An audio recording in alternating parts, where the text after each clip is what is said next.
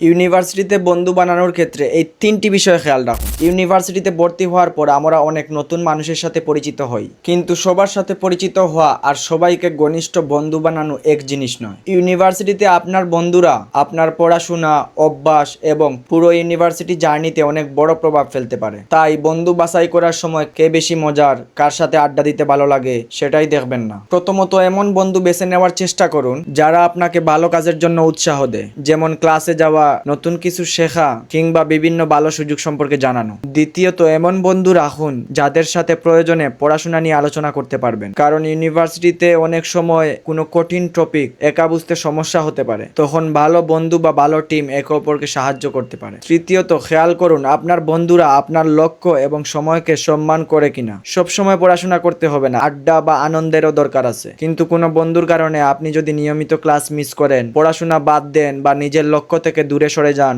তাহলে বিষয়টি নিয়ে আপনার ভাবা দরকার। আর একটা বিষয়, ভালো সিজিপিএ থাকা মানুষরাই যে ভালো বন্ধু বিষয়টা এমন না। ভালো বন্ধু এমনও হতে পারে যে আপনাকে সম্মান করে, প্রয়োজনে সাহায্য করে এবং আপনার ভালো চায়। ইউনিভার্সিটিতে সবার সাথেই ভালো সম্পর্ক রাখুন, কিন্তু কাছের মানুষ হিসাবে তাদেরকেই বেছে নিন যারা সাথে থাকলে আপনি আপনার নিজের লক্ষ্যের দিকে এগিয়ে যেতে পারবেন।